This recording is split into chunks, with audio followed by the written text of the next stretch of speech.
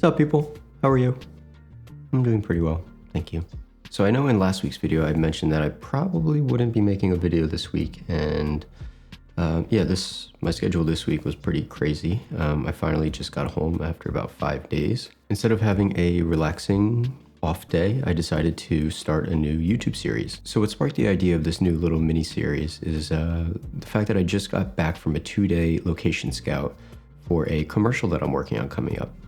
Can't really talk too much about it yet because obviously it hasn't happened yet and some confidentiality stuff, but being on a 2-day location scout really opened my eyes to, I guess, the lack of information in terms of pre-production. And I wanted to make a YouTube series specifically about pre-production for cinematographers. And I was kind of deciding, do I want to make just, one long video about this, or do I want to kind of break it up into different segments so I can essentially add more detail for each topic and also make it a little bit more digestible for everyone instead of sitting through like a 35-40 minute video and everything.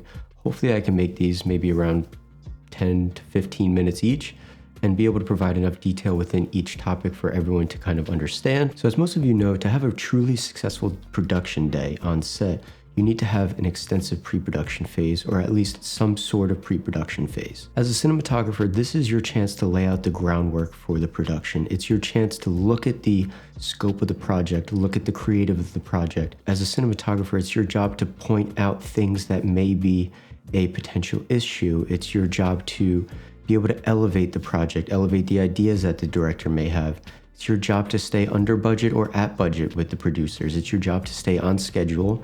It's your job to create a schedule with the first AD, with the producers, to actually maximize the amount of time you're on set without going overtime. It's your job to pick the right crew for the project. It's your job to pick the right equipment for the job as well. As a cinematographer, you have a bunch of different jobs within pre-production to ensure a very successful and smooth shoot day. Now, as I mentioned before, similarly to the different genres of the production, budgets also play a major role in the pre-production process. Of course, a $5,000 commercial is going to have a different pre-production look than, say, a $300,000 pre-production look. So keep that in mind as I'm talking through all of these different topics and throughout this mini-series. Everything kind of varies depending on the scale of the project and the kind of project. But this is generally how I see pre-production go and how I found a lot of benefit in when I'm on production. And these are the steps that I took in pre-production to ensure a smooth production set. So the first point of contact when you get reached out to is either by a producer or director via email or phone call about a potential project. A lot of people ask me like, hey, do directors reach out to you for a project or producers? And truthfully, it varies depending on the type of project and the scale of the project. I will say 85% of the time I'm working on a commercial, a producer will be the one that reaches out to me. 1, because they're in charge of the entire scope of the project. 2, they may be the owner of the production company that's actually funding and creating this project. And 3, essentially, they're the one that are creating the budget for the project and being the one that are kind of sourcing the key people to actually make this job happen. Of course, the director may have a say in who they want as the DP. In some instances, you may get reached out to directly by the director, but I've had experiences a lot of time where the producer is the one that's actually reaching out to me, but based on a recommendation by a director. So when getting reached out to by a producer, say via email, a lot of that will consist of like if an introduction, if you never worked with that producer before, a basis or concept or scope of the work and what we're kind of looking to get accomplished, a potential location idea, and some potential dates. And the reason for this introductory email is to make sure that you may be potentially interested in the project and if the dates align with your calendar. And this is something that I want to note first off is as a DP that is currently not repped by an agent, I have to manage my schedule and my calendar on my own. So a big piece of advice for any DPs that aren't really repped by agents at this point is be adamant about keeping your schedule up to date. It's really, really important, whether it's work-related, non-work-related, family, whatever it is, keep things in your calendar because when a producer reaches out about potential dates and your calendar is empty because you forgot to add all these different things, you may book that but forget to realize that you already booked something else. So make sure you keep your calendar up to date to give the most accurate answer when a producer reaches out for a potential job. And a lot of the times when a producer reaches out with dates, it's considered a soft hold unless the dates are actually firm. What a soft hold is, for people that are unfamiliar with the term, is essentially dates that are not finalized or locked in yet. These are the dates that the producer and the production hope to lock in, but can't right now due to other reasons. So the producer will ask, can you soft hold these dates for me? And essentially that means, yes, I could hold these dates for you, but these are not locked in yet. So what I want to add on top of that is, if you get reached out to by another production company saying, hey, I have a commercial that is firm for these dates that align with the dates that you have soft holded already for the other production, there's two things that could happen. One, the right thing you should do is reach out to the first producer that reached out to you that has you on a soft hold. Mention to them that you got reached out to by another production that are looking to lock me in for these dates. Do you have an update on whether we could lock this, or if I can clear this and move on with that production?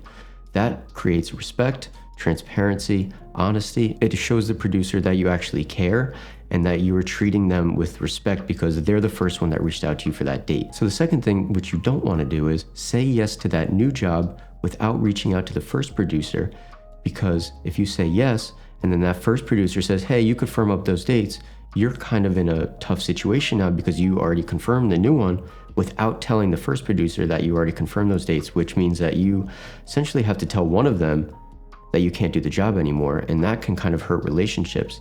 So my advice is just to be transparent, be honest, and if you are on a soft hold and you receive some other projects on those dates, reach out to the first people, whoever hired you first, give them the benefit of the doubt, and see if they can firm that up or clear you for those dates to move on for another project. So once you lock in dates and everything's firm, you will now start the conversation about creative, especially with the director now. So once you start talking with the director, you will definitely be receiving some sort of treatment, script, something to kind of give you a visual appearance of what the project will look like, the scope of the project, and the essential creative vision of the project, what everything is about and what their goals are, what the brand mission is, like what are we trying to sell here if it's a commercial. I want to share a piece of advice that I received from a director that actually really resonated with me and makes a lot of sense. So this director told me that whenever he's in pre-production with a DP and he sends over a treatment, he is not looking for that DP to respond within 30 minutes, an hour, 2 hours with a response about the treatment. That pretty much just shows him that they glanced over it and kind of just agreed with everything that they were saying and didn't really take some time to think about the creative, didn't take the time to actually dig deeper and find some other creative influences or ideas of their own. This director wants to see a response overnight, 24 hours later. That shows him that you actually sat with the material. You slept with the material. You looked at different inspirations. You scoured Vimeo for some different resources. It showed that you actually care about the project and that you're looking to make it better because you spent some time actually looking at the material instead of just glancing over it for 30 minutes and then coming back with a generic response.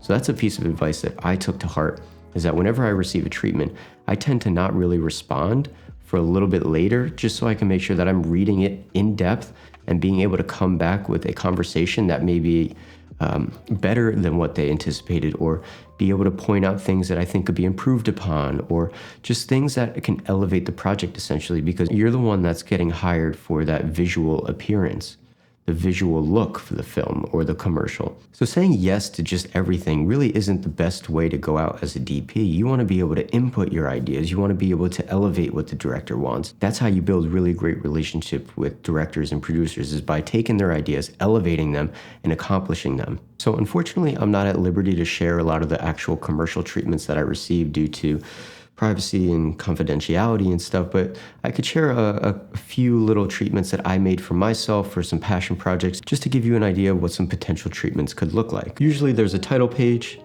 and then the next page is usually some sort of deliverables or goals intended to complete. Third is usually maybe some sort of quick story concept, just to give an idea of what the basis would be. There's usually a visual reference page follow that. Occasionally there could be some talent ideas on the next page to show who might be in the actual spot, following some deeper discussion on story, concept, talking about what the spot means on a deeper level. That could also be followed by like a why page, like why are we creating this spot? What are the benefits of it? what is the motive behind creating this story? And a lot of the times it could be ended with just a description of who the director is, who the production company is, maybe the DP will be added as well. But this is kind of like a quick basis of what a treatment could look like. And of course, depending on the scope of the project, it'll vary depending on how in-depth everything needs to be or just how vague everything needs to be. But that generally is what a treatment could look like. And as a DP, it's your job to receive that, analyze it, look for the visual cues that are within that, and create your own references as well. And that's one thing I want to talk about next. I'm a big fan of taking a treatment that a director sends and creating my own mood board from it. I'm a big fan of FrameSet, which is a similar platform to ShotDeck, but this is focused really on the commercial world, music videos. Commercials really are a playground for creativity, and having a platform like FrameSet to be able to have these stills is huge and extremely beneficial. Another thing that I like to do is scour Vimeo for a while. I'm a big Vimeo fan, and I love watching commercials on Vimeo and getting ideas. And the best part is that a lot of the stuff that I find on Vimeo that I love are also on FrameSet already in still format. So I can just download those or save them to a collection or save them to an actual folder for the specific project, and then create a little PDF format of the mood board and Vimeo file links that inspire me for a specific project. Once you do this, you'll be able to share with the director and be able to communicate all these different ideas that you have, bounce back ideas. Like they might love something that you're presenting them, which could elevate the project more, or they might be like, that's not what I'm thinking, but I like the idea. Maybe we can kind of go in this direction. It's all about having an open conversation and creating ideas that may spark new ideas. Even if your idea doesn't happen exactly as you think, it may spark something new that no one even thought of. So that's really the basis of pre-production with the director, and the creativity side is presenting ideas that may spark and unlock something in your brain or the director's brain that can elevate the project to a whole new level. And once the creative process starts going on with the director, you may have conversations about equipment. What kind of camera do we want to use? Lensing? Do we want to be spherical, anamorphic? Do we want some filtration? What does the lighting plan look like? Are we looking for lighting movement? Are we looking for what kind of camera movement are we looking for as well? These conversations may happen with the director early on because they have an idea of how the spot wants to go and flow and edit.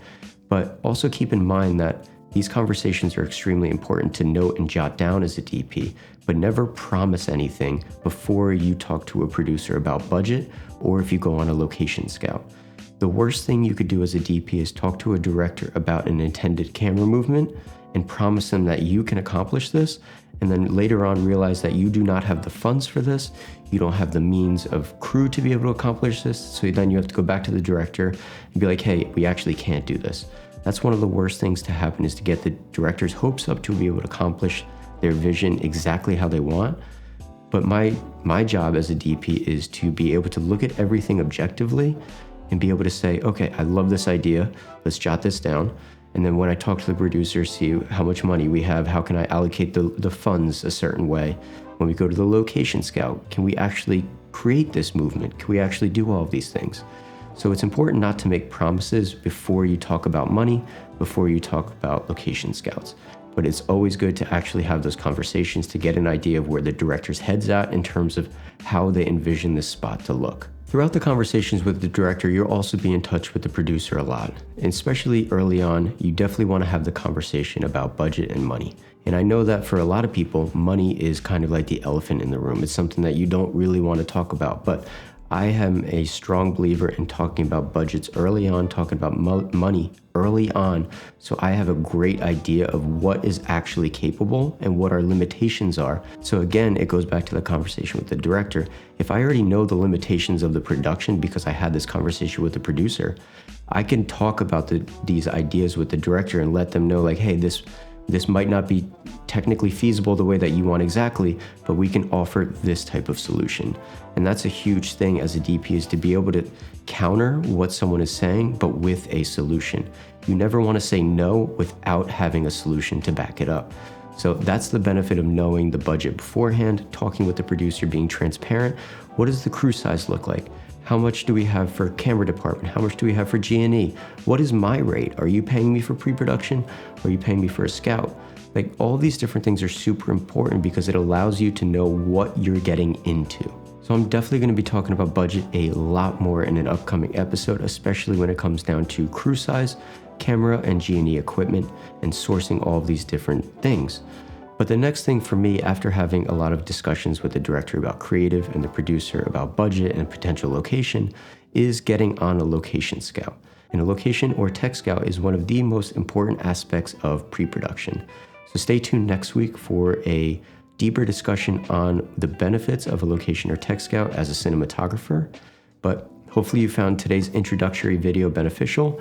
And yeah, there's a lot of little nuggets in here. Hopefully you guys can find some value in that. I am really excited to kind of continue this series and talk deeper about pre-production, because it is truly one of the most important things before you step on set. Like, you need to have pre-production locked down and have all of these different things figured out before you walk on set for a smooth production day. So that's all I got for you today. Hopefully you found this video to be valuable. Stay tuned next week again for the location tech scout video. And yeah, if you found this video to be beneficial, hit the subscribe button, like, comment, share with a friend, and I'll see you guys next time.